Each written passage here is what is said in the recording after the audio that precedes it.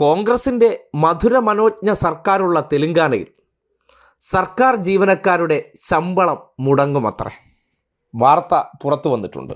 അതോടൊപ്പം തന്നെ മുഖ്യമായിട്ടുള്ള കാര്യം അലവൻസുകളെക്കുറിച്ച് അങ്ങ് മറന്നേക്കൂ എന്നാണ് മുഖ്യമന്ത്രി രേവന്ത് റെഡ്ഡിയുടെ നിർദ്ദേശം. എന്ത് ഈ നാട്ടിലുണ്ടെങ്കിലും കർണാടകയിൽ നോക്കൂ, തെലങ്കാനയിൽ നോക്കൂ, ഹിമാചലിൽ നോക്കൂ, ആകെ 3ഇടത്തേ ഉള്ളൂ. രാജ്യം മൊത്തം ഭരിച്ചിരുന്ന പാർട്ടിയാണ്. ഒടുവിൽ സൗത്തിൽ 2ഉം നോർത്തിൽ 1ഇടത്തുമായി ചുരുങ്ങി നിൽക്കുകയാണ്. എന്നിട്ടും CPM ബംഗാൾ പോലെയും ത്രിപുര പോലെയും ഇല്ലാതാകുമെന്നാണ് 2 സ്റ്റേറ്റേ പറയാനുള്ളൂ. ഏകദേശം സമാനമാണ് അവരുടെയും കാര്യം. അവിടെയാണ് ഭരണം കിട്ടിയെടുത്ത് സർക്കാർ ജീവനക്കാരുടെ ശമ്പളം മുടങ്ങും. അടുത്തത് കേരളത്തിൽ ഭരണം പിടിക്കാൻ നടക്കുമ്പോൾ സ്വാഭാവികമായിട്ട് സർക്കാർ ജീവനക്കാർ ഇതൊന്ന് കാണണം. ഇനി അതിനേക്കാൾ ബഹുരസം, അധികാരം കിട്ടിയാൽ ഭരണം നടത്തേണ്ടത് എങ്ങനെയായിരിക്കണം? കേരളത്തിലെ മുഖ്യമന്ത്രി 35 ലക്ഷം രൂപയുടെ ഒരു കിയ കാർണിവൽ കാറിനെടുത്തപ്പോൾ ധൂർത്തിൻ്റെ കാർണിവൽ എന്നാണ് പറഞ്ഞത്.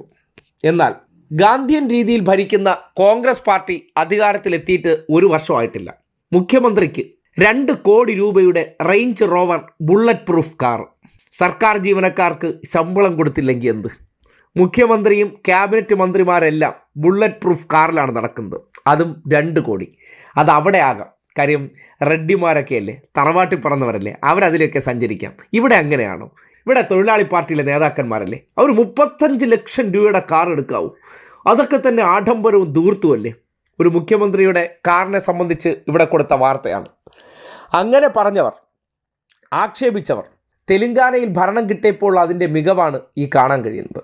ഇവിടെ സർക്കാർ ജീവനക്കാർക്ക് കഴിഞ്ഞ 9 വർഷമായിട്ട് സതീശൻ ഓരോ മാർച്ച് മാസത്തിലും ഓരോ തെരഞ്ഞെടുപ്പ് കാലത്തിലും ഖജനാവിൽ ഒന്നുമില്ല, ശമ്പളം എല്ലാം മുടങ്ങും. ഇതുവരെയെങ്കിലും മുടങ്ങിയിട്ടുണ്ടോ? ഏതെങ്കിലും അലവൻസ് എന്തെങ്കിലും കൊടുക്കാതിരുന്നിട്ടുണ്ടോ? ഒന്നും സംഭവിച്ചിട്ടില്ല. ക്ഷേമ പെൻഷൻ 4 മാസം കുടിശ്ശിക വന്നു. അത് പറഞ്ഞതുപോലെ 3 മാസത്തെ കൊടുത്തു കഴിഞ്ഞു. മാർച്ച് മാസം കഴിയുമ്പോൾ മുടങ്ങിയ 2 മാസത്തെ തുകയും കൂടി കൊടുക്കുമ്പോൾ നേരത്തെ കഴിഞ്ഞ 8 വർഷത്തിനിടയിൽ 5 മാസം മുടങ്ങിയത് അതും കൊടുത്തു തീർക്കും. പക്ഷേ സർക്കാർ ജീവനക്കാരെ സംബന്ധിച്ച് നോക്കുമ്പോൾ അവർക്ക് ശമ്പളം മുടങ്ങുന്ന സാഹചര്യമേ ഇതുവരെ ഉണ്ടായിട്ടില്ല.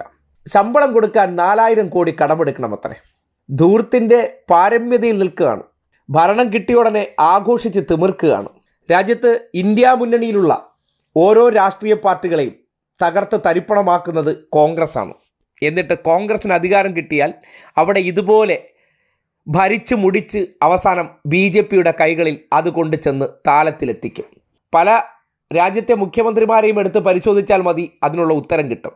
നേരത്തെ സംഘപരിവാർ ബന്ധമുള്ള രേവന്ത് റെഡ്ഡി നാളൊരു കാലത്ത് BJPയുടെ ഭാഗമായി അവിടെ മുഖ്യമന്ത്രിയായാലും അത്ഭുതപ്പെടാനില്ല. എന്തായാലും കോൺഗ്രസ് അധികാരത്തിൽ വന്നു കഴിഞ്ഞാൽ ഈ നാട്ടിൽ എന്തോ മഹത്തരമായ കാര്യങ്ങളൊക്കെ ചെയ്യുമെന്ന് വാഗ്ദാനം കൊടുക്കുമ്പോൾ തെലങ്കാനയിലേക്കൊക്കെ ഒന്ന് നോക്കുന്നത് നല്ലതാണ്.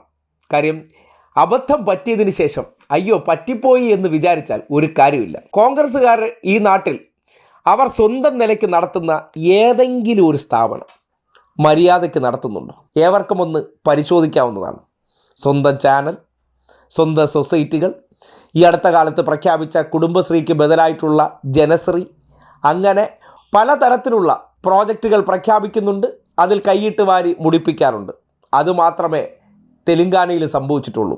സ്വന്തം നിലയ്ക്ക് ഒരു സ്ഥാപനം നടത്തിക്കൊണ്ടുപോകാനുള്ള ഒരു മാനേജ്മെൻറ്റ് സിസ്റ്റം അറിഞ്ഞുകൂടാതെ എങ്ങനെ അധികാരം കിട്ടുക, ആ അധികാരത്തിലൂടെ കഴിവതും മാക്സിമം കുടുംബത്തിലേക്ക് ഒപ്പിക്കുക എന്നതിനപ്പുറം ഒരു കാഴ്ചപ്പാടുമില്ലാത്ത ഒരു സർക്കാർ തെലങ്കാനയിൽ അധികാരത്തിൽ വന്നതിൻ്റെ ഫലമാണ് അവിടുത്തെ സർക്കാർ ഉദ്യോഗസ്ഥർക്ക് തന്നെ ആദ്യപടിയായി ശമ്പളം മുടങ്ങുന്നത്. സർക്കാർ ഉദ്യോഗസ്ഥർക്ക് മുടങ്ങിയാൽ ബാക്കിയുള്ള കാര്യത്തെക്കുറിച്ച് പിന്നെ ചിന്തിക്കേണ്ടതില്ലല്ലോ. കാര്യം ഭരണനിർവഹണം നടത്തുന്നത് ഉദ്യോഗസ്ഥർ കൂടിയാണല്ലോ. അവർക്ക് ശമ്പളം മുടങ്ങുന്ന അവസ്ഥയെത്തിയാൽ അവിടുത്തെ ഭരണം എത്രത്തോളം എഫക്റ്റീവ് ആകുമെന്നുള്ള കാര്യം കൂടി ആലോചിക്കാവുന്നതാണ്. അങ്ങനെ സർക്കാർ ജീവനക്കാരുടെ ശമ്പളം മുടക്കി ആശാ വർക്കർമാർ ഉൾപ്പെടെയുള്ളവർക്ക് എന്തോ വാരിക്കോരി കൊടുക്കുന്നു എന്നൊക്കെ പറയുന്നിടത്ത് യാഥാർത്ഥ്യം ഇതൊക്കെയാണ്. ഈ അടുത്ത ദിവസം കർണാടകയിലെ KSRTCയിൽ മുമ്പ് വനിതകൾക്കെല്ലാം ഫ്രീ കൊടുത്തിരുന്നു എന്നൊക്കെ പറഞ്ഞു. അത് വലിയ പ്രതിസന്ധി ഉണ്ടാക്കി. അത് നിർത്തിയ കാര്യം പുറത്തു വന്നു. പക്ഷേ ചർച്ചയാവില്ല. കേരളത്തിലെ മാധ്യമങ്ങൾ അങ്ങനെയാണല്ലോ.